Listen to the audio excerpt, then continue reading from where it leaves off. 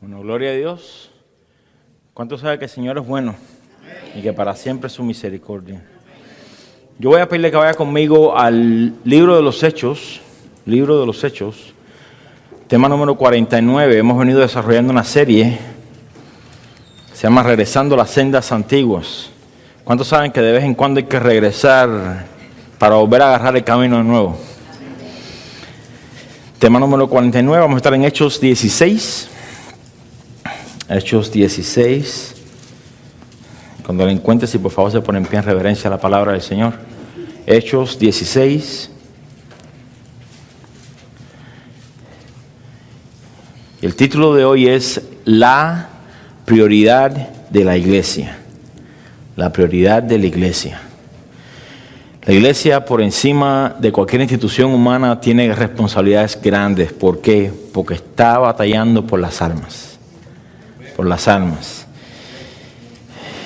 Los negocios se caen, suben, bajan, cierran, abren otros. La iglesia no cierra. Amén. La iglesia sigue hacia adelante. Y así lo ha hecho durante toda su historia. Si usted pone a pensar y analiza en la historia cuántas veces ha tratado de destruir el enemigo la iglesia. Nuestros hermanos hoy por hoy están siendo perseguidos en otros países. Pero Jesús hizo una promesa a la iglesia, que mientras que el fundamento de la iglesia sea el evangelio, las puertas del Hades no prevalecerían en contra de ella. Entonces la iglesia tiene una prioridad, y es lo que vamos a estar hablando hoy. Hechos 16, versículo 16. Dice la palabra del Señor: aconteció que mientras íbamos a la oración, nos salió al encuentro una muchacha que tenía espíritu de adivinación, la cual daba gran ganancia a sus amos, adivinando. Esta, siguiendo a Pablo y a nosotros, daba voces diciendo: estos hombres son siervos del Dios Altísimo, quienes os anuncian el camino de salvación. Y esto lo hacía por muchos días. Mas desagradando a Pablo, este se volvió y dijo al Espíritu: te mando en el nombre de Jesucristo que salgas de ella. Y salió en aquella misma hora. Pero viendo sus amos que había salido la esperanza de su ganancia, prendieron a Pablo y a Silas y los trajeron al foro ante las autoridades. Y presentándolos a los magistrados, dijeron: estos hombres, siendo judíos, alborotan nuestra ciudad y enseñan costumbres que no nos es lícito recibir ni hacer, pues somos romanos. Y se agolpó el pueblo contra ellos, y los magistrados, rasgándoles las ropas, ordenaron azotarles con vara.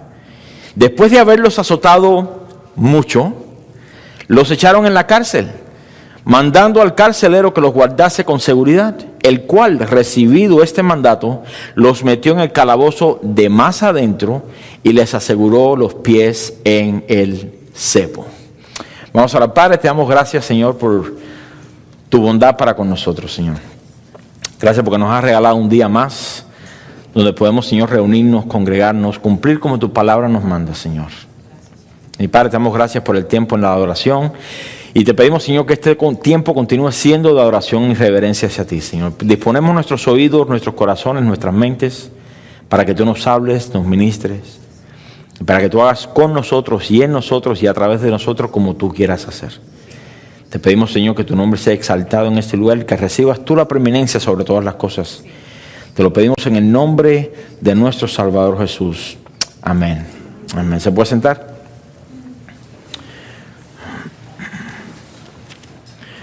Bueno, la semana pasada, nuestro hermano Alberto trajo una enseñanza acerca de la historia de Lidia. Lidia era una mujer vendedora de púrpura, y esta mujer se encontraba cada día junto con otras mujeres, en el día de reposo junto al río, en donde solían ir a ¿qué? A orar. Usted dirá: oye, pero siguen con lo de la oración. Lo más probable es que no todas estas mujeres eran judías, pero aún así tenían como costumbre el ir a orar. Yo quiero que usted note el patrón que se sigue viendo a través del libro de los Hechos acerca de la oración. Yo creo que si hasta este punto usted no ha entendido que es de gran prioridad y necesidad y vital, no sé qué más le puedo decir. Es de gran importancia la oración, es de gran importancia escudriñar lo que Dios nos quiere enseñar acerca de la oración. Y algo siempre sucede cuando disponemos nuestro corazón para la oración, en vez de ver la oración como una carga o algo que tenemos que hacer. ¿Cuántas veces usted se despierta por la mañana y dice, tengo que orar? O viernes, hoy al servicio de oración, servicio de oración, manejar 1 hora para ir a orar. Espero que no sea su caso, pero si es su caso, bueno, ahí vamos a llegar dentro de un rato. Cuando la oración en nuestra vida es algo que tenemos que hacer, no solo se vuelve hueca y vacía, sino que Dios tampoco nos va a hablar, nos va a consolar, ni nos va a ministrar. Porque si usted no tiene interés de corazón de hablar con el Señor que lo rescató, la pregunta es, ¿por qué tendría Dios que tener interés en hablarle a usted? Si usted lo invita a mi casa, usted me invita a su casa y yo no tengo interés de hablar con usted, pero así todo voy a regañadientas, porque es el pastor, tiene que ir a la iglesia, no tiene que ir a la casa de los hermanos. Pero no tengo interés y simplemente vine obligado porque mi esposa me trajo por la oreja o porque... ¿Qué ganas tendría usted de hablar conmigo? Dígame, sea sincero, ¿no? Ninguna. Lo bueno es que Dios no mantiene récord de pecado. Y Dios es siempre misericordioso y ya Dios nos ha hablado en su palabra. Pero no lo haría por el simple hecho de que aunque le hable a usted maravillas y misterios de su palabra, ¿qué sucede? Su corazón no está listo para escuchar ni para poner por obra. Simplemente usted ha caído en caso, en el lazo de querer agradar al hombre, pongamos cónyuge, hijos, pastor, hermanos, etc., en vez de querer orar a Dios o de honrar o de agradar a Dios. Si usted viene a la iglesia simplemente para que no diga, para que el pastor no lo llame y después diga, ¿dónde estabas que no te vi? Voy a ir para que no me molesten. Usted ha caído en querer agradar al hombre en vez de a Dios. Si usted analiza la intención de su corazón en cuanto a nuestra reunión de oración congregacional o la oración que hacemos en las casas, podrá determinar si en verdad viene a orar porque quiere orar por sus hermanos, porque quiere tener comunión congregacional con Dios o porque quiere escuchar del Señor, o si viene pensando en cuánto se va a demorar el servicio de hoy, constantemente mirando el reloj, o estando presente simplemente en cuerpo, pero su mente y su corazón están completamente ausentes. El caso de Lidia nos muestra que esta mujer, aún con su trabajo demandante que tenía, no es que tenía tiempo para Dios, sino que hacía el tiempo para Dios. Es gracioso escuchar personas que dicen, no, es que no he tenido tiempo para orar. Pero vi todos los partidos del Mundial. Entonces no es que no tienes tiempo, es que no haces el tiempo. Para ella, hablando de Lidia, el tiempo de oración era una prioridad. Y si pensamos en lo que tomaba preparar 1 gramo de púrpura, esto fue algún dato histórico que nuestra hermana Beth trajo, 1 gramo de púrpura tomaba 9,000 moluscos, caracoles, para que entienda. Usted sabrá que no era algo que se conseguía en 1 hora de trabajo. Yo recuerdo creciendo, mi papá vivía en una zona donde atrás había una costa. Y nosotros, en las vacaciones nos íbamos para la costa a jugar, a buscar cangrejos. Y pregúnteme cuántos cangrejos agarramos en 1 hora. 3, si acaso. Porque era bien difícil. Los que conocen sabrán que es difícil agarrar un cangrejo. Entonces, imagínense 9,000 moluscos para un gramo de púrpura. Pero escuchen, por tanto, como tomaba tanto trabajo, la prioridad de su producto era para personas de mucho dinero y de alta posición social. Y podríamos atrevernos a decir que ser vendedora de púrpura en aquellos tiempos era un trabajo de buena ganancia. Aún así, el hacer más dinero nunca se elevaría por encima del orden de sus prioridades. Yo creo que usted agarre eso ahí. Pensemos hoy en cuántas cosas no ponemos nosotros por encima de la oración o de nuestro tiempo con Dios o de nuestro tiempo de congregación por atender a otros asuntos que parecen darnos más satisfacción o ganancia por encima de lo espiritual. Y cuando separamos el tiempo para las cosas de Dios, ya sea para orar, que es hablar con Él, para escudriñar su palabra, Él nos habla a nosotros, o para congregarnos como la Biblia nos manda, Dios entonces dispone, abre nuestro corazón para que entendamos su palabra y esta a su vez, ¿qué hace? Transforma nuestro hombre interior. Si usted lee la Biblia solamente para adquirir conocimiento, para que usted pueda conversar con el vecino y convencerlo al fin de que Jesús es Dios, pero no deja que ese conocimiento penetre su corazón, usted se ha convertido en alguien que solamente tiene intelecto, pero por dentro está hueco. Su vida no va a reflejar, especialmente en el tiempo de la prueba. ¿Sí me entiende? A raíz de esto, ella creyó para salvación y fue bautizada. Pero esta salvación fue extendida a su familia. Escuche, no porque sea de forma automática. Yo creo que eso se aclaró bien. El hecho de que usted sea cristiano no significa que el resto de su familia ya es cristiano y se va al cielo también. No es un tren, ni es un apellido, ni es una herencia. Cada persona es responsable por su salvación. Cada persona es responsable delante de Dios. Todos comparecerán delante del tribunal de Cristo. Todos. Pero lo que está hablando aquí Lucas es que a raíz de la conversión de Lidia y de cómo testificó a su familia, ellos también creyeron para salvación. Pero quiero hacer el énfasis en que esta familia llegó a los pies de Cristo. La iglesia de Filipos comienza aquí en Macedonia. Y más adelante viene a ser ejemplo de generosidad a todas las demás iglesias, aún en medio de su extrema pobreza. Porque un grupo de mujeres que habían propuesto en reunirse una vez a la semana en cierto lugar señalado, lo hacían para orar. La iglesia en Jerusalén comenzó a raíz de un servicio de oración. Aquí la iglesia en Macedonia o la iglesia en Filipos también comienza de un servicio de oración. Y con esta actitud acerca de priorizar la oración, quiero continuar con la enseñanza del día de hoy. Versículo 16 dice de igual manera: aconteció que mientras íbamos ¿a dónde? A la oración, nos salió al encuentro una muchacha que tenía espíritu de adivinación, la cual daba gran ganancia a sus amos adivinando. Mire, vamos a ser sinceros, si esta muchacha realmente tenía el espíritu de adivinación y usted se encontrara con ella, ¿qué usted haría? Probablemente le pediría los números de la lotería.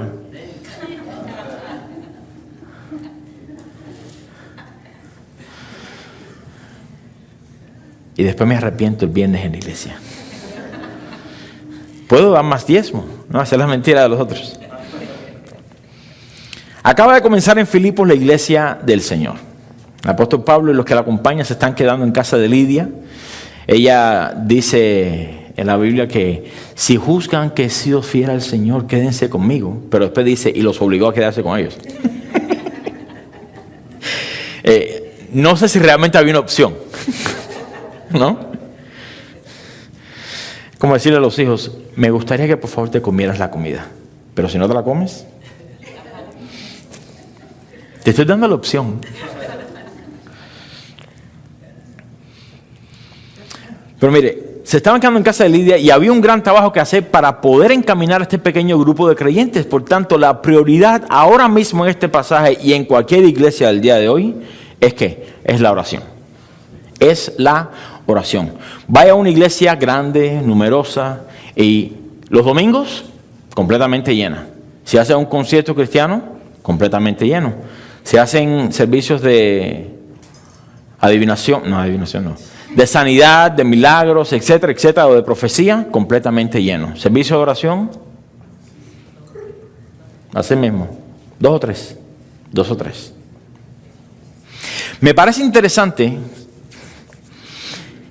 que ellos iban de camino a la oración cuando de repente les sale al encuentro una muchacha que tenía este espíritu, según los manuscritos originales, dice un espíritu maligno de adivinación. Y ellos no hacen nada al respecto. Mire, usted no sabe la cantidad de veces que yo leí este pasaje y he dicho, ¿por qué no hicieron nada? ¿Acaso el Señor no nos dio espíritu para sacar demonios? Pero ¿por qué Pablo no hizo nada al respecto? Y esa pregunta siempre se me ha quedado. En esta semana que me toca preparar la enseñanza, pues ya usted sabe, se me fundió el cerebro varias veces.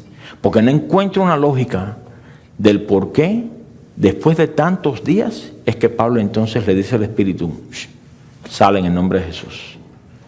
¿Por qué no al principio? Bueno, ellos están enfocados en la tarea que está por delante. Y aunque Lucas menciona que esta muchacha tenía un espíritu de adivinación, lo cual, por lo que se le está diciendo al ojo natural o cristiano, sin discernimiento, no parece estar diciendo nada malo. Ellos son hijos del Dios Altísimo, siervos del Dios Altísimo, que van a hablarles el camino de la salvación. ¿Qué dijo ahí de malo?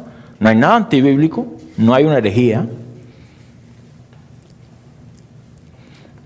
Pero ¿qué sucede? Sin embargo, aún sabiendo ellos que está poseída, no hicieron nada al respecto en ese momento. Y siempre me he preguntado el porqué de su demora al actuar. ¿Acaso Dios no nos ha dado poder para sacar fuera demonios y espíritus inmundos? Si ellos sabían que esta muchacha estaba siendo atormentada por este espíritu, ¿por qué no hicieron nada en ese momento? Bueno, mire, la Biblia no explica el por qué, ni tampoco le voy a dar una razón, porque no está. Pero yo quiero responder esta pregunta con algo similar que sucedió en la vida del Señor Jesús. Y quiero que vaya conmigo, tengo una pausa ahí en Hechos 16, y vaya conmigo a Marcos 1, por favor. Marcos 1, versículo 29.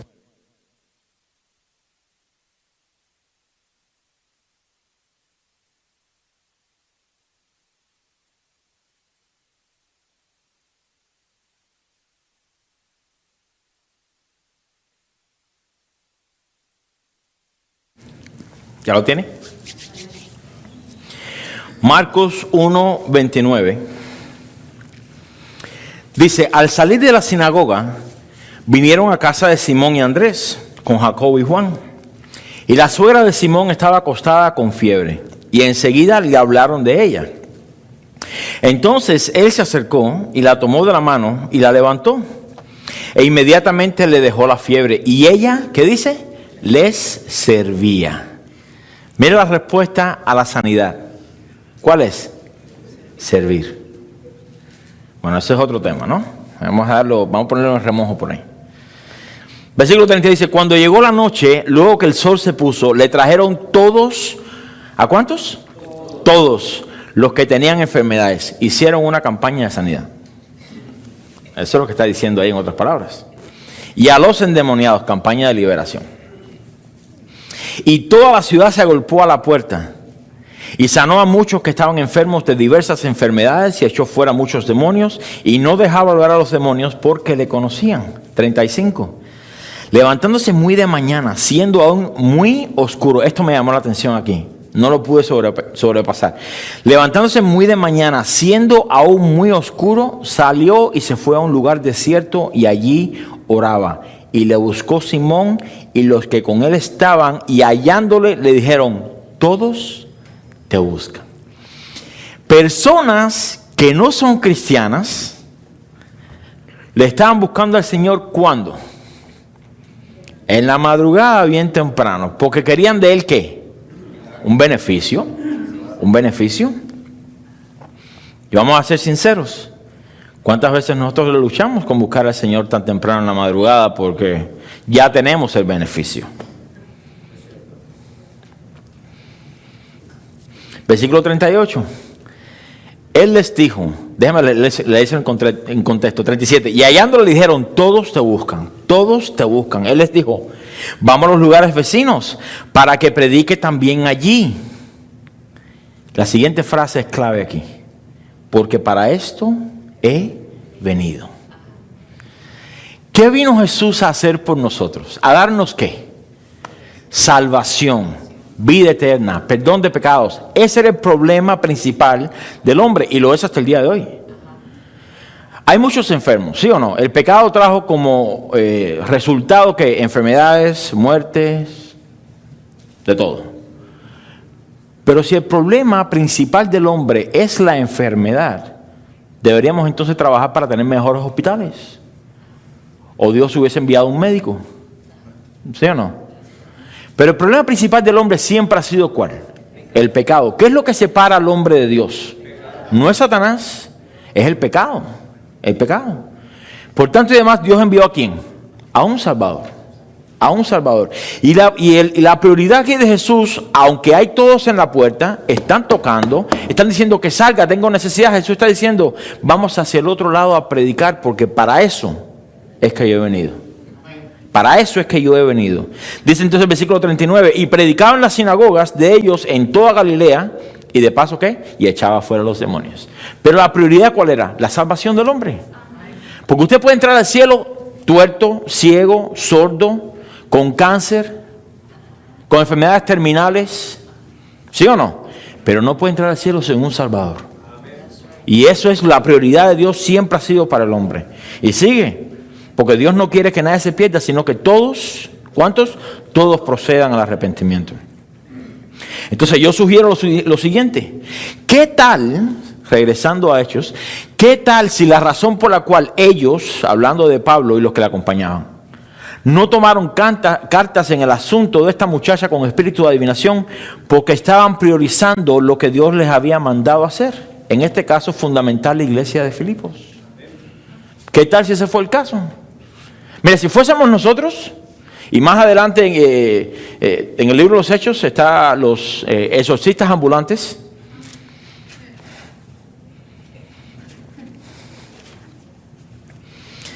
Pero Pablo y el equipo que iba con él iban ¿qué? Enfocados en que había una iglesia que fundamentar. Había un evangelio que predicar. Había personas que discipular. Ellos no iban a perder el tiempo con cosas tan triviales como esta muchacha con espíritu de adivinación. Con eso lo tratamos luego. Ahora mismo esto es lo que interesa. Eso es lo que interesa. Hay muchas cosas que hacer cuando una iglesia comienza. Hay mucha necesidad espiritual que suplir, atender, corregir, formar. Y el enemigo de nuestra alma siempre tratará de desviar nuestro enfoque en otras cosas. Escuche, que parecen importantes. Parecen importantes. Pero tenemos que ser cuidadosos en que aún los milagros,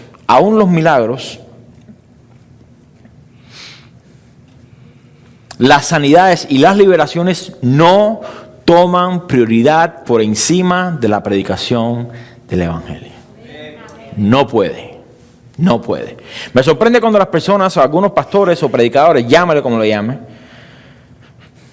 hacen más énfasis en servicios de sanidad y nunca predican el evangelio.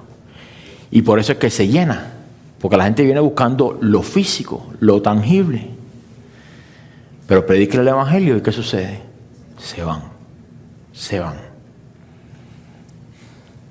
La prioridad de la iglesia siempre ha sido y seguirá siendo el hacer discípulos. Esa es una tarea de todos. Déjenme decirle, de todos. Le voy a decir por qué es de todos. Porque aunque ustedes ven aquí, el pastor es que da la clase, o algunos maestros dan la clase y preparan y le dan y le enseñan, etcétera, etcétera.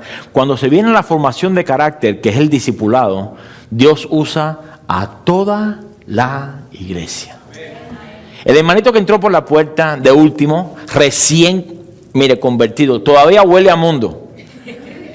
¿Me entiende? Todavía huele a mundo. Dios lo injerta en la iglesia ¿para qué? Para discipularlo a usted. Y a la misma vez, también lo discipula a él. Pero va a usar personas así, carnales, mundanas, etcétera, etcétera, para tratar con usted. Para que usted cuando se sienta como que, ay, ese hermano huele a no sé qué. Sin decirle, ¿ya cómo olías tú cuando yo te encontré? ¿Sí o no? Entonces la prioridad de la iglesia, y es por eso la importancia de la iglesia como comunidad, como cuerpo, en que nos mantengamos los unos a los otros, nos discipulemos los unos a los otros, que raspemos, como el hierro afila el hierro, así se afila que el rostro countenance, el rostro del hermano. ¿Cuántos quieren tener rostros pulidos y hermoseados? Bueno, necesita entonces encontrarse con alguien que tenga el rostro un poquitico más feo. Usted me entiende lo que estoy diciendo, ¿no? Ok. Mateo 28, 18, usted se lo sabe probablemente en memoria, dice: Jesús se acercó y les habló diciendo: toda potestad me es dada en el cielo y en la tierra. Por tanto, id y haced discípulos a todas las naciones, bautizándolos en el nombre del Padre y del Hijo y del Espíritu Santo. Deja pausar ahí.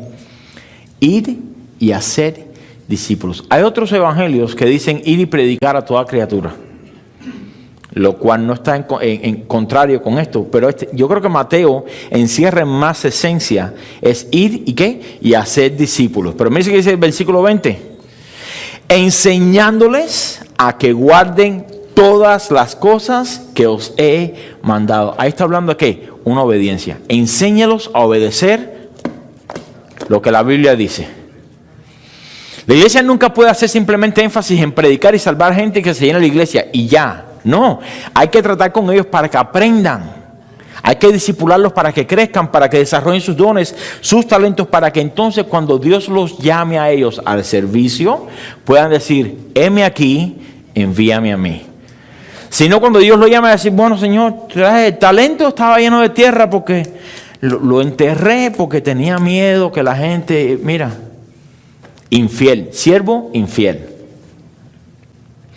Enseñándoles que guarden todas las cosas que os he mandado, y he aquí yo estoy con vosotros todos los días hasta el fin del mundo. Amén. Significa que así sea. Entonces no basta con simplemente que se conviertan y aumente el número de creyentes en la iglesia.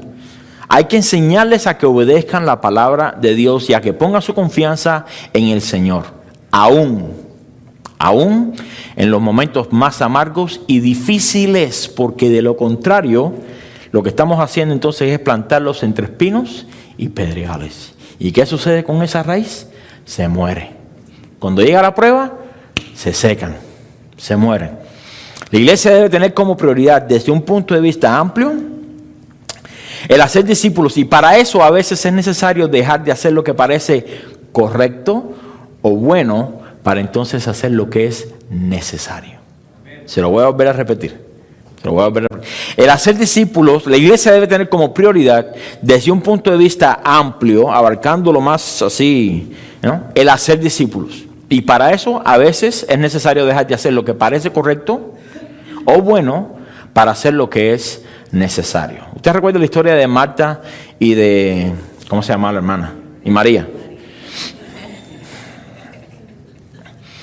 Una estaba ¿qué? Afanada porque quería servir al Señor con todo su corazón. Y la otra, ¿qué hizo? Llegó el Señor: a mí no me llamen ni a lavar plato, aquí me siento a escuchar. Y aquella vino: Señor, pero no tienes cuidado, dile que me ayude, ¿verdad? Pues hay que cocinar para toda esta gente con el hambre que siempre tienen. Y estoy yo sola.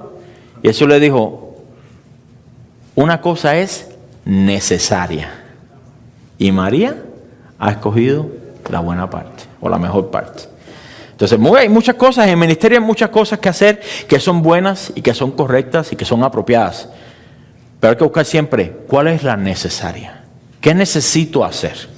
¿Qué necesito hacer? Y eso se lo digo, mira, ese principio le puede a usted ahorrar dinero. Ahora todo el mundo dijo, ¿eh? Cuando vaya de compra con su esposa y que quiera este y este, le dice: no, ¿cuál necesitas? No cuál quieres, ¿cuál necesitas? ¿Ve? Ahí le di un principio de finanzas y ahí no lo voy a cobrar. Si Jesús mismo nos dejó como ejemplo esto, ¿por qué es que muchos hoy prefieren el reconocimiento de las personas? ¿Por qué es que muchos prefieren el reconocimiento de las personas priorizando milagros y sanidades o ser visto de los hombres por encima del trabajo que hay que hacer dentro de la iglesia del Señor, el cual es abundante? No podemos caer en esta trampa, hermanos. Mire, la iglesia del siglo XXI está en crisis, y digo en crisis no en su totalidad, usted me entiende lo que quiero decir, en crisis de sana doctrina, de sana palabra, de crecimiento espiritual. ¿Por qué? Por la simple razón que hombres se han preocupado más por ser vistos de los hombres y obtener alabanza de ellos que el simple hecho de poner manos a la obra en donde Dios ya los ha puesto. Se lo iba a repetir, pero está demasiado largo. En otras palabras, las personas en muchas iglesias se han preocupado más por hacer campañas, por ser vistos, por a ver cuántos likes se le dieron al mensaje, a ver cuántas personas me siguen en Twitter, a ver cuántas, que realmente, si tú sabes que vamos a poner manos a la obra donde Dios me ha puesto. Y Pablo sabía cuál era la prioridad en esta ciudad. ¿Y cuál era? Era la de forjar una iglesia madura, que soportaría las peores consecuencias de la persecución más adelante. Filipenses, o la carta de los Filipenses, pues habla acerca de la necesidad. Y más de esa necesidad habla de una necesidad material. Extrema pobreza tenían. Y así todos eran generosos. Ahora, explíquenme usted eso. ¿Qué matemática funciona ahí? No tengo nada, pero todo lo que tengo te doy. Si no tienes nada. Lo que pasa es que muchas veces nosotros damos de lo que nos sobra.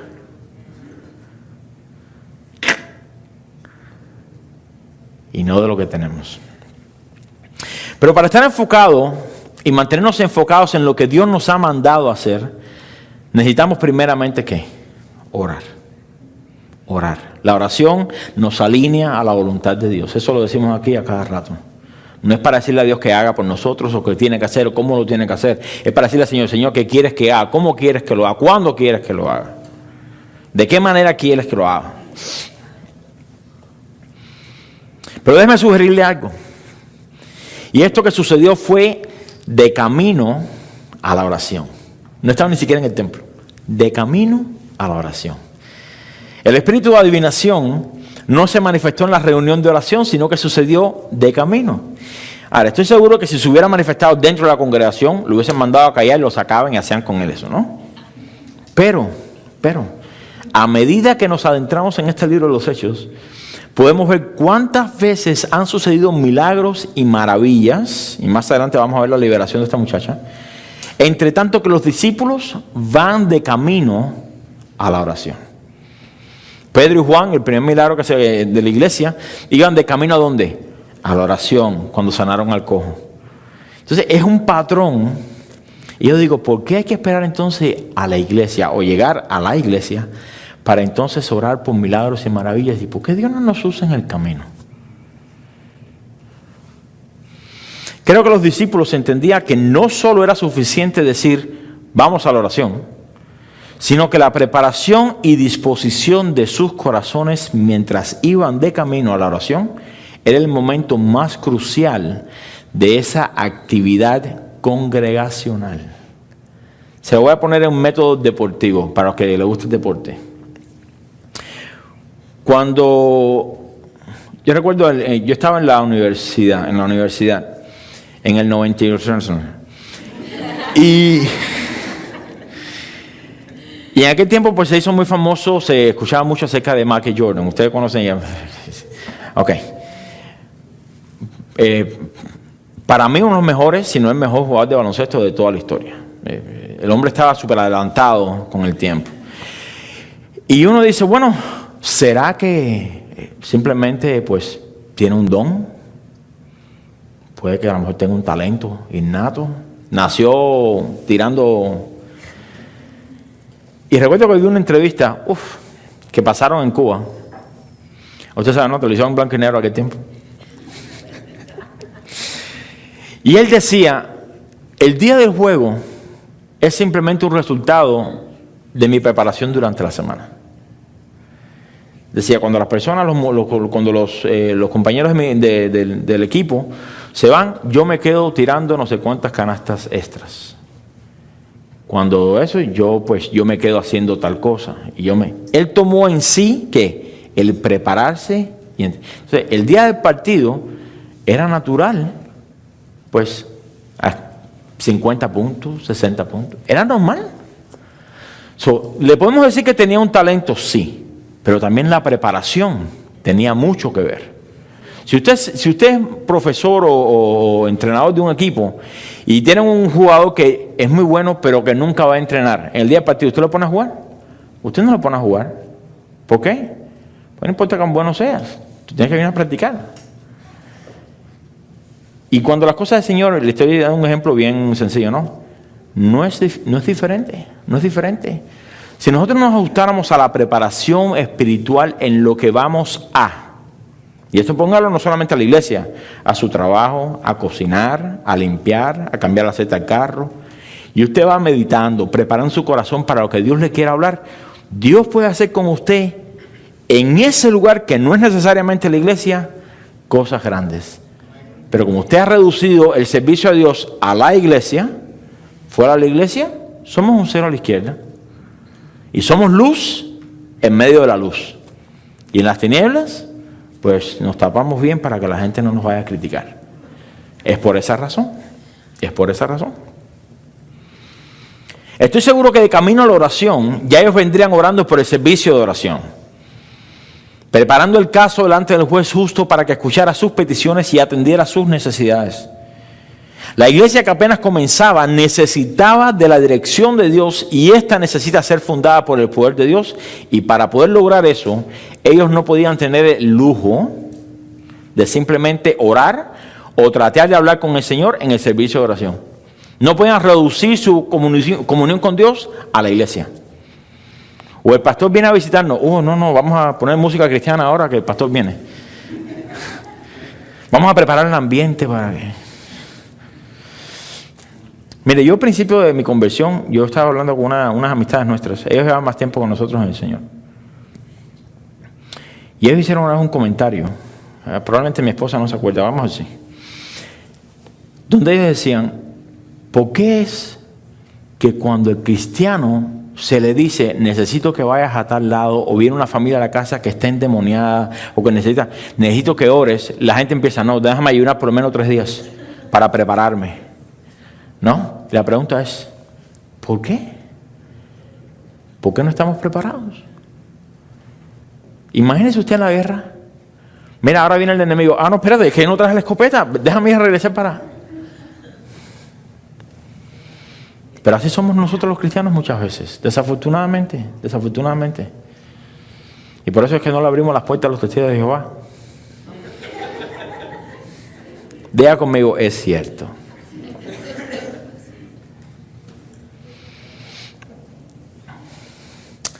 A eso lo tiré para que usted diga, el pastor me evidenció.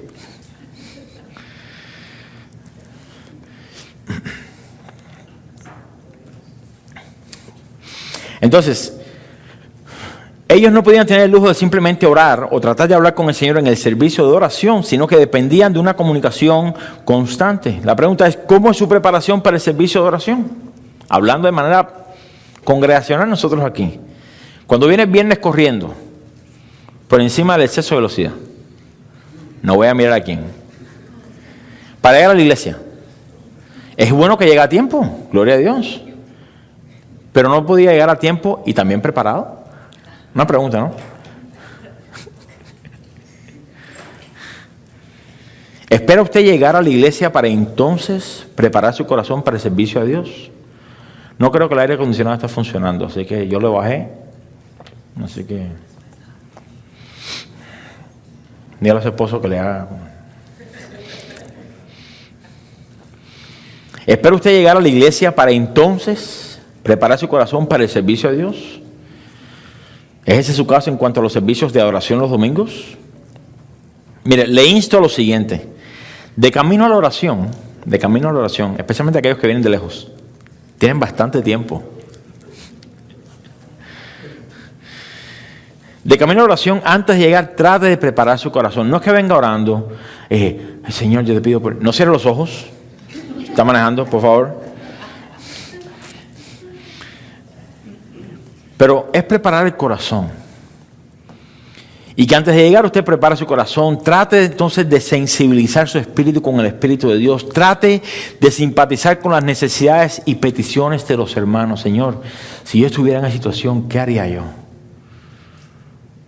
Ya sabe que en las peticiones, muchas peticiones a veces las que se conocen.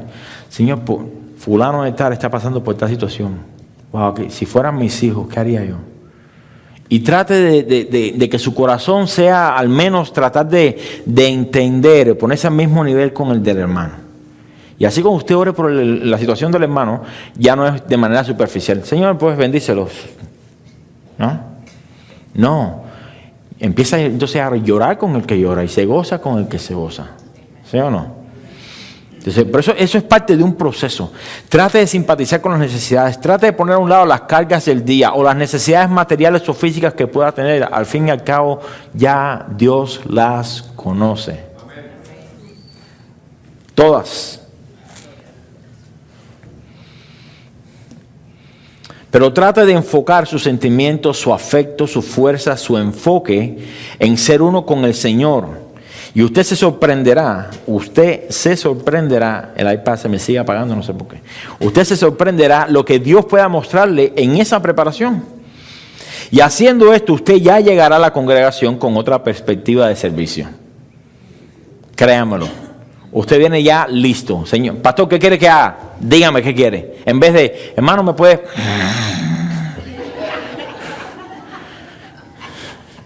Usted no sabe lo frustrante que es eso. Era cuando éramos pastores de jóvenes, los jóvenes del día de hoy son diferentes a como nosotros fuimos criados. Los del día de hoy hay que estarlos pinchando para que hagan algo. Saca la basura. Pero ahora, ¿no? Es como... Y cuando éramos pastores de jóvenes, era igual con los adolescentes. Llegamos y había que mover sillas. ¿Y quién era la que estaba moviendo las sillas? Las muchachas. Y los niños o los muchachos hablando de fútbol, oye, ayuden aquí. Ah, ok. Ponían las tres sillas, se volvían a sentar a conversar. Oye, pero tenga el arranque de decir, oye, ¿qué más hago? ¿Qué más que quiere? ¿No? Si usted hace esto, usted vendrá con otra perspectiva de servicio. Usted vendrá con un corazón más sensible a la dirección de Dios. Estará más dispuesto para escuchar la palabra y ponerla por obra. Usted habrá priorizado su comunión con Dios y en vez de haber llegado a la iglesia para entonces empezar a ponerse a paz con Dios y tratar de establecer una comunión más íntima con el Señor y con sus hermanos, ya está ahí. Ya llegó preparado. Y esto es algo que tomará tiempo en perfeccionar. No estamos pidiendo que lo haga de un día para otro o establecer en nuestras vidas. Pero de así hacerlo, escuche, nos librará de caer en muchas trampas tendidas, incluyendo las peleas con la familia, de camino a la iglesia. Se va de vacaciones, no pelea con nadie. Va a la iglesia y ya haya peleado. No, ¿por qué? Porque no ponemos en práctica que el estar meditando con el Señor. Eso no quiere decir, escuchen, eso no quiere decir que usted esté en el carro y no. Usted puede estar mirando las luces, comerse un hamburger en lo que viene, pero, ¿me entiende? Es la preparación del corazón. Hacerle sensible a la dirección de Dios. Bueno, de no haber estado ellos conectados con el Señor, mire, todos somos culpables de llegar peleados a la iglesia. Me voy a incluir yo también ahí, ¿ok? De no haber estado ellos conectados con el Señor en oración de camino a la oración, hubiesen caído presos de la necesidad de liberar a esta muchacha del espíritu de adivinación. Lo cual entonces los hubiese llevado a ser encarcelados enseguida, por tanto y demás, no hubiesen tenido el tiempo de discipular ni preparar la iglesia. ¿Qué le parece? Una iglesia que apenas comenzaba. Cualquier otro cristiano sin discernimiento hubiese salido disparado y hubiese desenvainado la espada y comenzado a cortarle cabeza a todo el mundo ahí. Déjamelo a mí, que yo tengo el espíritu de... ¿No? No. Y así hay muchos hoy en día. De seguro, según la Biblia, hay un tiempo para todo. ¿Sí o no? En Eclesiastés está eso, hay un tiempo para todo. Y Pablo había discernido que al menos en los primeros días de comenzar la iglesia, la prioridad no era sacar espíritus inmundos del vecindario, sino la edificación ¿de qué? De la iglesia. ¿Usted se imagina? La iglesia comienza y al próximo día todo el mundo esperando, no, van a hablarnos de la salvación, vamos a ser discipulados. Vamos. Y Pablo lo metieron preso. ¿Por qué? Porque estaba quitando un demonio por no sé dónde y lo agarraron ahí y lo metieron. ¿Qué beneficio? Sí, hubiese liberado el demonio allá, pero ¿y qué beneficio a la iglesia? Si hubiese quedado aquí, bueno, ¿qué vamos a hacer? ¿Eso es lo que me espera? No, yo no quiero nada con el Señor. No, Pablo sabía lo que estaba haciendo. El versículo 16 dice que esta muchacha traía gran ganancia a sus amos con su adivinación. Lo cual implica que ella probablemente era una esclava de ellos o simplemente una empleada. la cual obtenía un buen pago por su ganancia que traía de ellos, 10% de todas las ganancias. Pero el hecho de ser poseída por un espíritu inmundo de adivinación, por mucho dinero que podría obtener, debió haber sido una carga en la vida de esta joven. Ella no tendría una vida normal, póngale con lo que quiero decir, normal, como los demás. Ella estaba esclavizada bajo este yugo de opresión, y aunque lo que estaba diciendo de Pablo y sus compañeros no era de nada erróneo, Pablo tuvo compasión de ella y actuó. Según la práctica de adivinar el futuro, este espíritu de adivinación tenía por nombre en aquella región espíritu de Pitón, como la serpiente bien, que también significa espíritu de la serpiente. Yo creo que todos los que estamos aquí conocemos lo que sucedió, o lo que le sucedió a la raza humana cuando le prestó oído a la serpiente. Por eso estamos en este bote donde estamos hoy. Y los que practicaban la adivinación eran conocidos por su habilidad de hablar muchas veces desde su barriga. Ahora usted diría, eso se ve bien raro. Pero hasta el día de hoy lo disfrutamos. Ahora se lo voy a decir. O de su garganta sin mover los labios con la boca o con la boca abierta. Esta práctica hoy en día es conocida como la ventriloquia. ¿Sabe cuál es? Entonces no sé si usted ha visto los actos, ahora la voy a explicar, donde está la persona con un muñeco y habla como si fuera un muñeco pero sin mover los labios. A eso se refiere. Ese espíritu, eso es lo que hacían. Ya sí me entendió, sí lo ha visto, ¿no? Inclusive creo que hay un video en YouTube donde usan eso también para ministrar o para predicar. No sé si lo he podido ver. Bien bonito el video. Pero es interesante la manera en que lo hace, porque es como que curioso, ¿no? Eso es lo que significa. De eso viene ese nombre. Y se usa hoy mayormente con un tipo de entretenimiento, en el cual consiste, como les digo, una persona con un muñeco, los cuales parecen tener un diálogo. Pero mire, el comienzo de esta práctica es de origen religioso. Y se compone de dos palabras. Es venter, de barriga, y loquia, de hablar. Y consistía en hacer creer a las personas que dichos sonidos procedentes del estómago o de la garganta era la voz de los muertos hablando a través de ellos. Imagínese si esa persona pudiera hoy decirle a usted, yo no voy a tratar de hacerlo porque yo no sé hacerlo, ¿no? Pero mirándolo serio a sus ojos y hablando a la misma diciéndole, dice tu suegra que te viene a hablar los pies por la noche. ¿Usted qué hubiese hecho? En aquel tiempo, se hubiese asustado. ¿Quién me está hablando? ¿De dónde sale este sonido? Ahí es donde viene ¿no? Peor todavía. Dice Dios que tienes, no, pero imagínense que yo no estoy hablando, ¿no? Dice Dios que tienes que dar $2,000 para que te sea sanado el cáncer. Si usted lo tiene, ¿no lo da? Lo hubiese dado probablemente. ¿Seguro? Entonces, de tal manera, las personas escuchaban de sus familiares muertos lo que ellos querían escuchar. Recuerde que la serpiente, ¿qué le dijo a Eva? Lo que ella quería escuchar. Recuerde que el pecado principal o primer pecado, o sobre todo, ¿cuál fue? El orgullo. No fue en el jardín del Edén, fue en el cielo. Donde Satanás dijo, me exaltaré por encima de Dios. ¿No? Ok. Desechado. Y entonces ya vino lo de jardín y ustedes conocen la historia. Creo que muchos hoy, en vez de ser llamados predicadores de la palabra, deberían ser llamados ventrílocos. Me tocó practicar esa palabra para poderla decir bien. Porque engañan a muchos con sus palabras de Dios me dijo, y solo dicen lo que los hombres quieren escuchar, y esto les produce mucha ganancia. ¿Cuántos quieren escuchar de prosperidad y de paz y de armonía? Todo el mundo. ¿Pero quién quiere hablar de sufrimiento? Nadie. ¿Escasez? Que Dios reprenda. ¿No?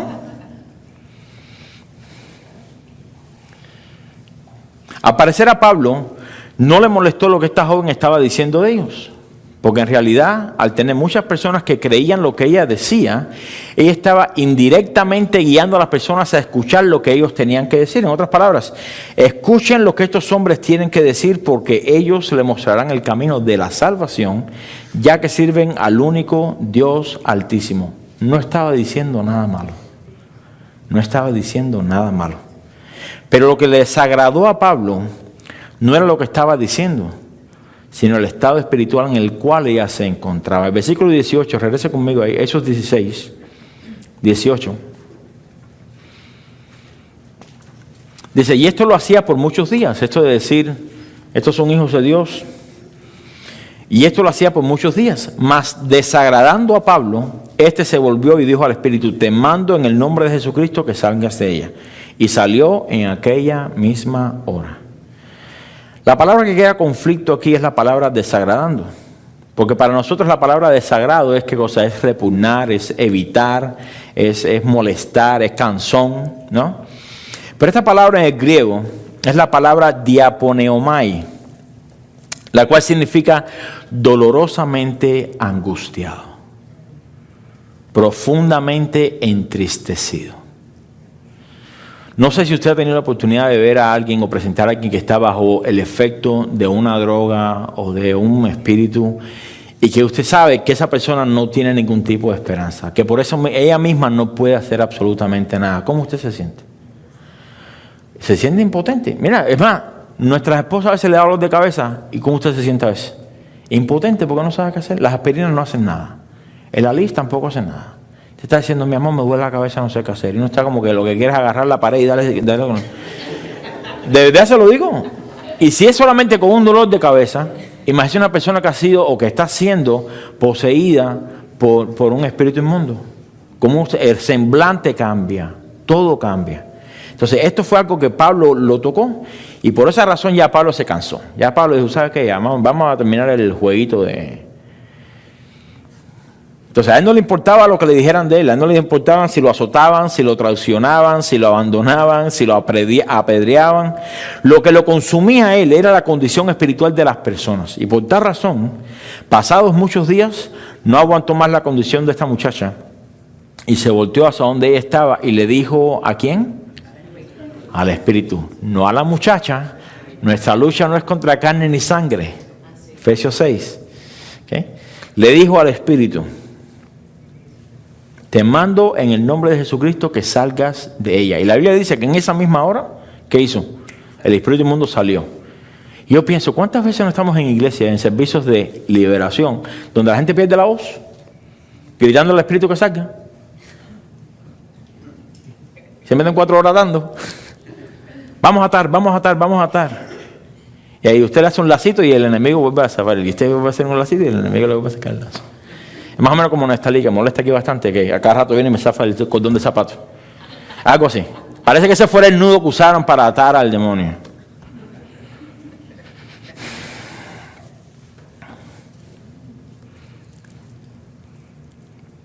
Lo que puede ser de bendición para algunos, en este caso la muchacha, vendría entonces a ser piedra de tropiezo para otros.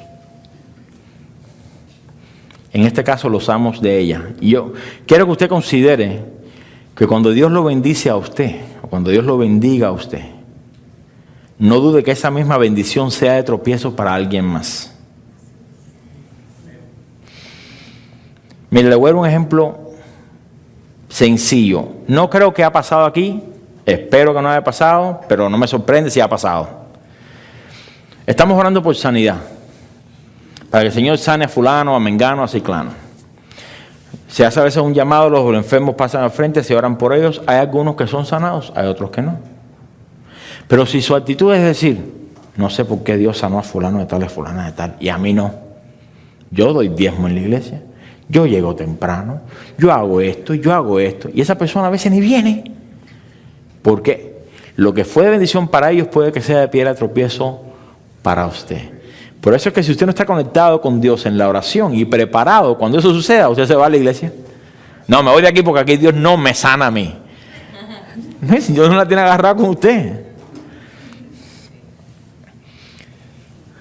La misma bendición que es para usted puede que sea piedra de tropiezo para alguien más, aún dentro de la misma iglesia. Considere que con la nueva bendición también se desenmascararán nuevos enemigos. Versículo 19 dice, pero viendo sus amos que había salido la esperanza de su ganancia, prendieron a Pablo y a Silas y los trajeron al foro ante las autoridades, y presentándolos a los magistrados dijeron: estos hombres, siendo judíos, alborotan nuestra ciudad y enseñan costumbres que no nos es lícito recibir ni hacer, pues somos romanos. Mire, a estos hombres no les interesaba la salud espiritual de esta joven. Ellos estaban interesados en el dinero o en lo que podían recibir de parte de ella, y en el momento en que ella queda libre, es que entonces ellos toman represalias en contra de Pablo y Silas. Mientras no sucedió nada, a ellos no les interesó que la muchacha gritaba eso y decían: no me interesa. Pero en el momento que sacaron el espíritu de adivinación, la gallinita de los huevos de oro, se la mataron. Entonces es que toman represalias.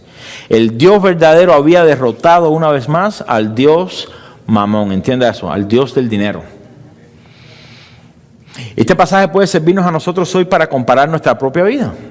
Y voy a tratar de ilustrarlo para que usted me pueda entender un poco mejor. Te encuentras con un matrimonio donde uno es creyente. Voy a tratar de hacer como un paralelo, ¿no? Te encuentras con un matrimonio donde uno es creyente y el otro no. Y mientras el cónyuge creyente no afecte directamente en la vida del no creyente, no hay problemas. No hay problemas. El problema surge entonces cuando Dios se apodera en verdad del corazón del creyente. Cuando Dios trae convicción de pecado, cuando Dios trae convicción a su vida, la persona dice: ¿tú sabes qué? Yo quiero acercarme más al Señor. Que ese debería ser el anhelo de todos nuestros corazones. Entonces, cuando Dios se apodera del corazón de esta persona, Dios entonces comienza a moldear el carácter de esta persona. Es donde Dios comienza a poner nuevas metas en el corazón del creyente. Mire, cuando mi esposa y yo, antes de ser pastores, nosotros queríamos retirarnos en Costa Rica, un país hermoso. Nosotros fuimos de vacaciones y dijimos: cuando nos vayamos a retirar, nos vamos a retirar a los 40, hermano, a los 40, nos vamos para Costa Rica. Dios nos llama al pastorado. Ese sueño que hizo,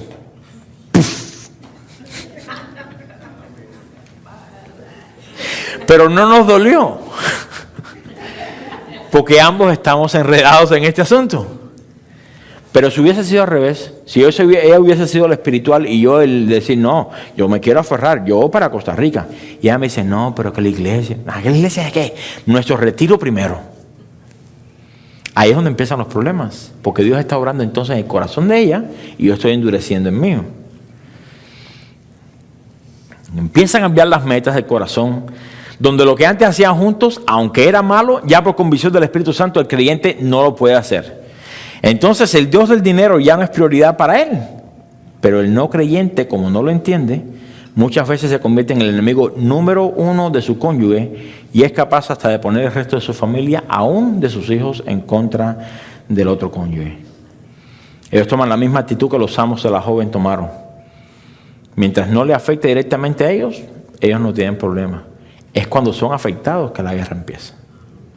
Ellos dirán: a mí no me molesta que tú vayas a la iglesia, siempre y cuando no te interfiera con lo que yo quiero hacer. A mí no me interesa que tú des dinero en la iglesia mientras no sea de mi dinero, o no sean grandes cantidades. A mí no me molesta que tú sirvas en la iglesia siempre y cuando no arruine mis planes del fin de semana. Pero esto no podemos reducirlo solamente a las familias donde uno es cristiano y el otro no. Esto también sucede en matrimonios donde ambos son cristianos. Yo he conocido familias donde Dios se ha apoderado de tal manera del corazón de uno de ellos,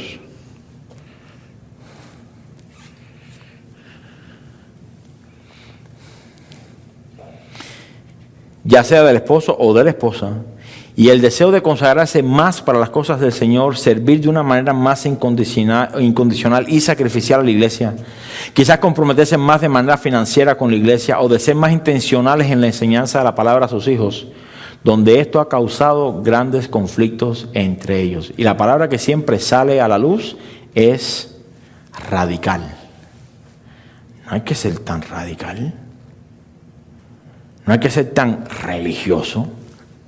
No tienes que ir a la iglesia todos los servicios. No hay que llegar tan temprano. No hay que. Estamos hablando de matrimonios cristianos. Y tal y pareciera ser que la tibieza En la iglesia es lo único que mantiene a la familia unidos, porque todo el mundo hace lo que quiere, ¿no? Lo que quiere. Pero en el momento en que Dios enciende un fuego en uno de ellos, el otro, siendo un cristiano, se apresura entonces a apagar el fuego de Dios en el otro. El espíritu de bombero se la apodera de él rápido. No, mi amor, siento que...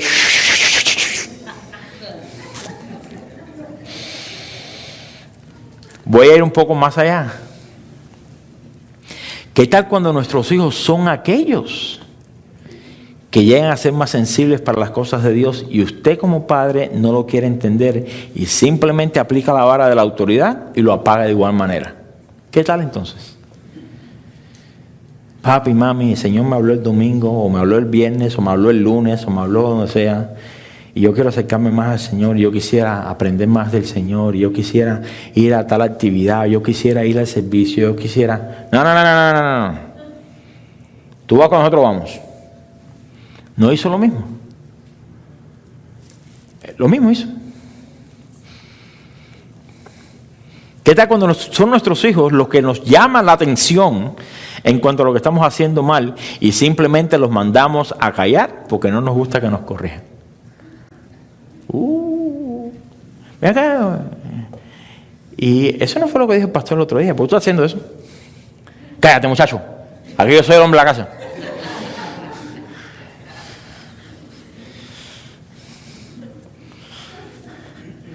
¿Qué tal cuando son ellos los que quieren acercarse más al Señor? Pero como es inconveniente para usted, usted decide quejarse y simplemente los confina a lo que usted cree que deben hacer según su propio criterio. ¿Qué tal? Le doy los ejemplos para que usted reconsidere. A lo mejor aquí usted no le sirve ningún zapato, no se lo ponga. Si le sirve, póngaselo.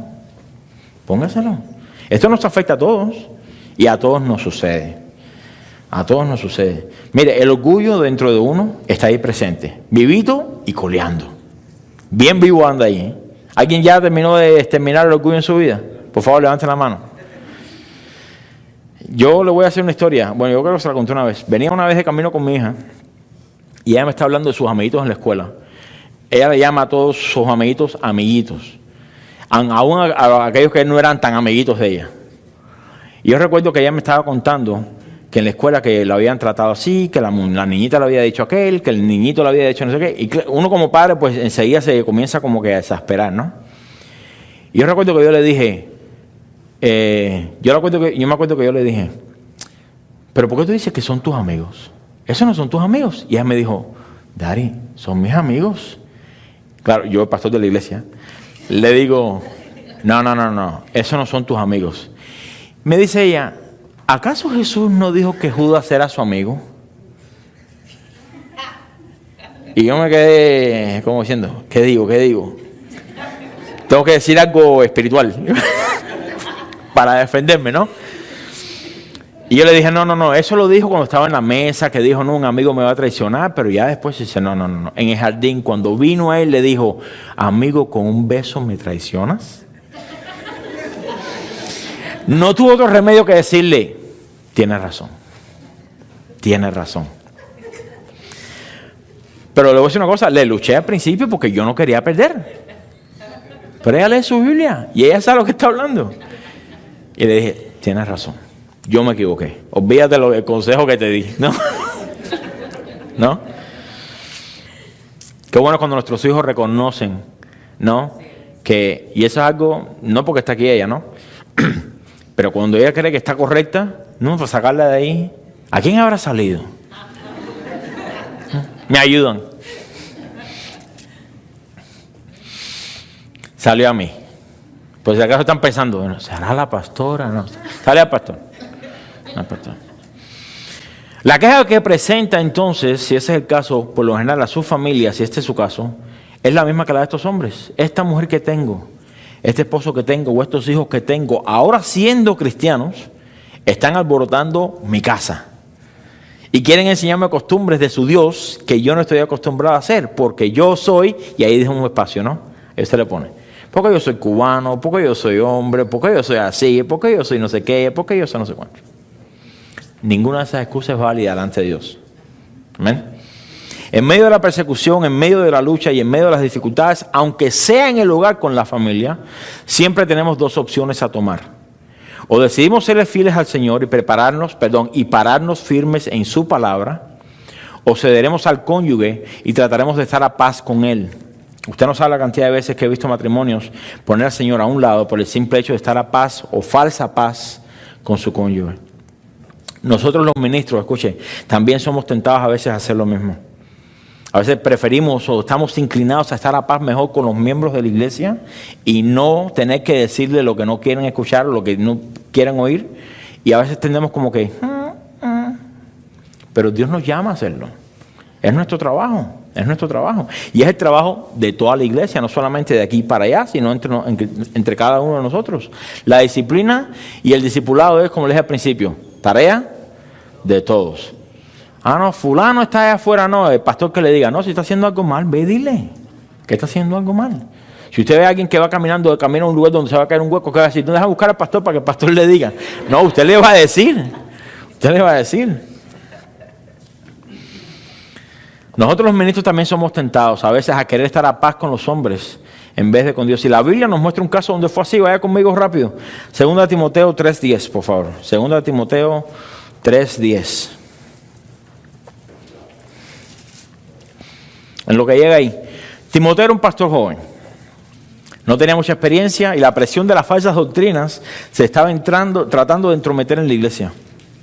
Muchas personas con mucho más experiencia teológica que él, pues estaban cediendo a las falsas enseñanzas y estaban acosando a Timoteo con todas estas falsas enseñanzas. Y Timoteo ya llegó a un punto donde dijo, no, ¿sabes qué? Voy a tirar la toalla, me siento ya incapaz. Todas estas personas aquí que tienen bastante pelo blanco y experiencia me están ganando, yo no tengo nada que hacer aquí. Y Pablo le escribe a Timoteo. Pablo le escribe a Timoteo, 2 Timoteo 3:10. Dice, pero tú has seguido mi doctrina, conducta, propósito, fe, longanimidad, amor, paciencia, persecuciones, padecimientos, como los que me sobrevinieron en Antioquía, en Iconio, en Listra. Persecuciones que he sufrido y de todas, gloria a Dios, de todas me ha librado el Señor. 12. Y también todos, escucha esto para cada uno de nosotros, y también todos los que quieren vivir piadosamente en Cristo Jesús padecerán victoria. ¿Es lo que dice? Persecución. Persecución. Dice el versículo 13, mas los malos hombres y los engañadores irán de mal en peor, engañando y siendo engañados. Pero ¿qué dice aquí? Persiste tú en lo que has aprendido. Persiste tú en lo que has aprendido y te persuadiste, sabiendo de quién has aprendido. Ahí lo vamos a dejar. Si usted quiere vivir de manera piadosa, no solamente delante de los que no conocen a Dios, pero también en su hogar o lugar de trabajo o en la escuela o dentro de la congregación, usted siempre va a padecer persecución. Yo recuerdo un pastor, nosotros conocimos, él empezó como todos nosotros, ¿no? Empezamos yendo a la iglesia, Dios nos salvó, nos arrepentimos y empezamos a asistir, pero él en su corazón sintió el deseo de que él quería servir más al Señor, de que él quería consagrarse más al Señor. ¿Y qué sucedió con la mayoría de la gente de la iglesia del grupito? Empezaron a decirle que él era el pastorcito, pero era de manera burlona, por supuesto. Entonces, ya cuando él llegaba, ya no hacían chistes, ya lo mantenían como que apartado del grupo, ¿no? Y decía, oye, yo me sentí mal porque yo decía, yo quiero buscar de Dios, pero la gente por burla, ¿qué pasó? Empezaron a echar de un lado. Sí parece, pasa en todos lados, pasa en todos lados. Es solamente cuestión de cuánto quiere usted agradar a Dios. Todo parecerá estar bien mientras usted esté contemplando de lejos la obra del Señor. Siempre y cuando usted no se involucre en ella, todos estarán felices. Incluso usted no molestará a nadie mientras su vida espiritual sea tibia. Pues la tibieza no acarrea comodidad. Cuando usted está en febrero, que el agua está bien fría, ¿con qué agua usted se baña? No es una pregunta personal, no es una pregunta real. Un agua tibia, ¿no? O caliente o que sea pasable, ¿no? Cuando en la casa usted está congelado, ¿qué usted hace? Usted ajusta el termostato para estar de una manera cómoda. Vamos a hablar de una manera tibia. ¿Qué trae eso? Comodidad.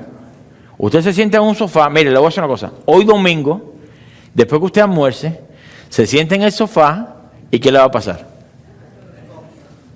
Ahí se fue. El espíritu del sueño se apodera de usted. ¿Por qué? Porque usted está cómodo. Usted puede estar bien cansado y debajo del sol sudando. Probablemente no se duerma tan fácil. Hay algunos que sí, ¿no? Pero por lo general la tibieza que trae, comodidad, eso es lo que me quiero referir. El problema comienza en el momento que usted decide entonces poner su mano en el arado y decide no mirar atrás. Quizás usted se encuentra hoy, y voy a cerrar con esto, quizás usted se encuentra hoy en medio nuestro, en ese mismo campo. Imagínense un campo. ¿Cuántos son aquí conocen algo del campo? Campesinos, levanten la mano. Ok. Entonces, tiene los surcos, ¿no? Y el campo está listo para ser trabajado, arado, exacto. Y quizás usted se encuentra de esa misma manera hoy delante de ese campo. Y el campo, póngale que es la obra de Dios. Es la obra de Dios. Hay mucho trabajo que hacer. Hay mucho trabajo por hacer. Hay mucho trabajo por delante. Primeramente, escuche, primeramente en usted y después en la iglesia. No vamos a invertir los factores. El producto va a ser el mismo, pero no vamos no. Pero a causa de las presiones de la vida, ya sea la familia, los amigos, los hermanos, el trabajo o usted mismo, usted lo más que se atreve a hacer es mirar el arado. Póngale que hay un arado ahí y usted mira el arado y mira el campo y dice, oye, cómo hay que trabajar. Y mira el arado y mira el campo y mira el arado y lo mira por aquí y lo mira por allá y mira el campo otra vez, pero no se atreve a agarrarle el arado. Simplemente lo está contemplando. Usted lo revisa de arriba abajo. Tiene el libro de instrucciones aquí. Ya vio los videos en YouTube, cómo se hace. Tiene la gente por allá que ya está arando. Y usted está como que, ¿me atrevo o no me atrevo? ¿Me atrevo o no me atrevo? ¿He hecho manos o no he hecho manos? Si le pregunto acerca de si tiene el deseo de hacerlo, probablemente dice, no, sí, pero es el compromiso. Eso es lo que me frena. Eso es lo que me frena. No se atreve a decidirse por el Señor de todo corazón. Todavía en usted está el temor al hombre en todas sus manifestaciones y está claudicando entre dos aguas. Porque usted sabe que la Biblia dice que aquel que pone su mano en el arado y mira atrás, ¿qué? No es digno de ser llamado discípulo. ¿Qué hago en ese caso entonces? Le insto, le exhorto, lo animo.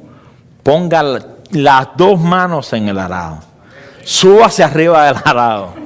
¿Sí o no? Súbase arriba de la mano. Que eso fue lo que Pablo le dijo a Timoteo. Le dijo, persiste tú en lo que has aprendido. En otras palabras, haz tú lo que tú tienes que hacer. Haz tú lo que tú tienes que hacer. Regresando al versículo 22 de Hechos. Dice, y se agolpó el pueblo contra ellos.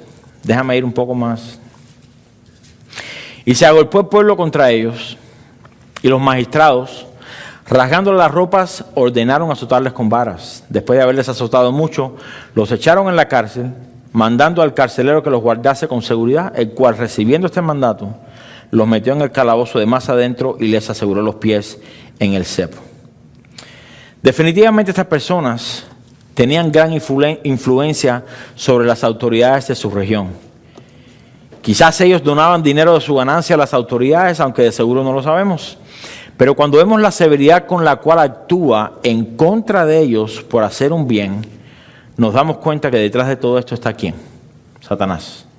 No podemos obviar sus maquinaciones. No podemos decir, bueno, el enemigo no está ahí. Sí está ahí. Sí está ahí. El cual siempre quiere impedir la obra de Dios. Siempre. Mire, no se sorprenda si usted sufre las pruebas más intensas por periodos de tiempo. No se sorprenda. Yo creo que uno de los errores de los cristianos ha sido que se sorprende cuando la prueba llega. Me llegó la prueba. ¿Por qué? No es que la prueba es para todos. Es para todos. No se sorprenda si usted sufre las pruebas más intensas por periodos de tiempo. Dese cuenta que el enemigo de su alma hará lo posible por destruir la obra de Dios en su vida y por tanto, si llega a su vida, no dude que vendrá para querer destruirlo. El enemigo no va a venir para darle un catarro, ni para que le corten la luz. El enemigo viene para matar, destruir y robar. Bueno, diferente orden, ¿no? Pero mire, tenemos la certeza, esta es la parte buena del mensaje. Tenemos la certeza que en medio de la tribulación, por muy turbada y severa que sea, sabemos que Dios está con nosotros. Dios no está descuidado de nada. Dios está en atención a cada pensamiento, cada intención del corazón, cada sentimiento, todo. Y Dios quiere obrar a nuestro favor. Lo que sucede es que ese nuestro favor implica muchas veces algo que nosotros no estamos acostumbrados o dispuestos a pasar. ¿Qué tal si Dios le dice a usted, es necesario que te pase por esta prueba? O es necesario que te pase por esta enfermedad. O es necesario que te pase por esta crisis porque quiero crear en ti un peso mayor de gloria que el que tienes ahora. ¿Cuál sería su respuesta? Que sí. Si Dios le dijera a usted, si pasas por te doy esto. Y si usted dice, bueno, vengo esto, vale la pena el sacrificio, vale la pena el sufrimiento. Lo que pasa es que Dios, cuando nos enseña el precio final, nosotros no lo vemos. Nos enfocamos aquí. No, Señor, pero pasar por ahí. ¿Por qué es necesario pasar por ahí? ¿Por qué es necesario que esto pase? ¿Por qué es necesario? Porque quiero crear esto. Pero es necesario esto. Dios está con nosotros. Dios está con cada uno de nosotros.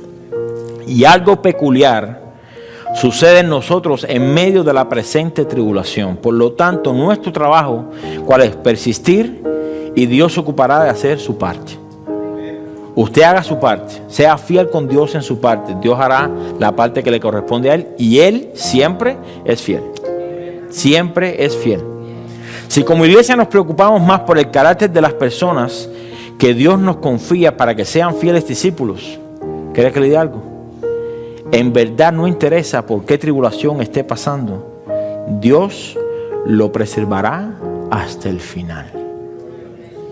Y ese es el precio del discipulado. Ese es el precio de ser transformado, cambiado conforme a la imagen del Hijo de Dios. ¿Cuántos quieren ser más como Cristo? ¿Cuántos quieren ser en verdad más como Cristo? Manso y humilde de corazón. Pero no somos nacidos santos. Somos hechos santos a través de su sangre. Pero todavía hay un proceso que nosotros tenemos que pasar. Y ese es el proceso que tenemos que ajustarnos. En cada área de nuestra vida. En cada área de nuestra vida. La promesa que tenemos es que Dios está con nosotros. Y si Dios es con nosotros, ¿quién contra nosotros? Amén. Póngase de pie, por favor.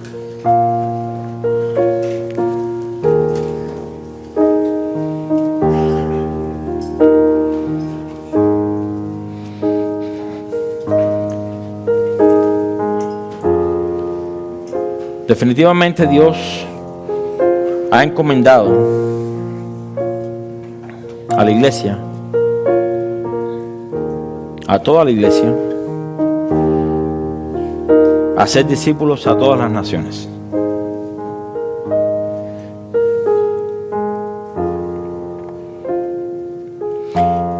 Y a enseñarles que guarden todas las cosas que Él ya nos ha mandado.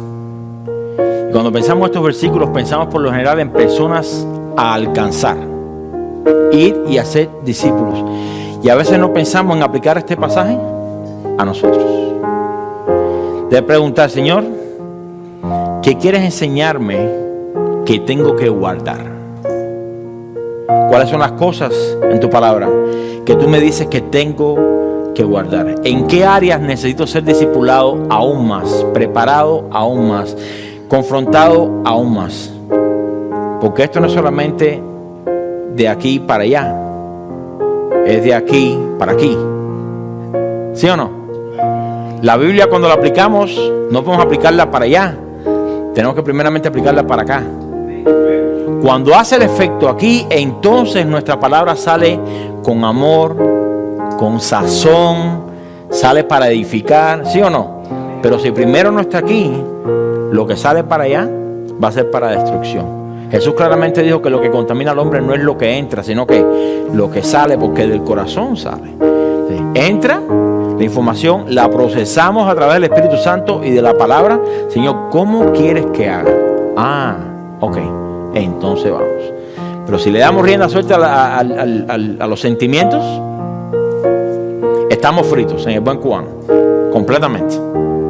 Entonces vamos a orar para que Dios también nos enseñe a nosotros cómo ser discipulados, que nos enseñe a guardar todas las cosas que ya nos han mandado, porque no sabemos cuánto Dios regrese por su iglesia, pero queremos que cuando regrese nos encuentre haciendo lo que ya nos ha mandado hacer. Amén. Padre, te damos gracias, Señor, en esta tarde por tu amor, tu bondad, tu misericordia, tu gracia, la cual es suficiente para cada uno de nosotros.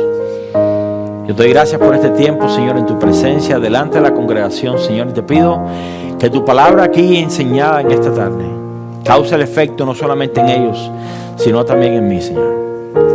Que pongamos, Señor, prioridad en lo que realmente es prioridad en la iglesia, y es el discipulado. No es nada más. No es nada más. Por eso trabajamos, por eso nos fatigamos, por eso terminamos exhaustos. Pablo decía hasta el cansancio.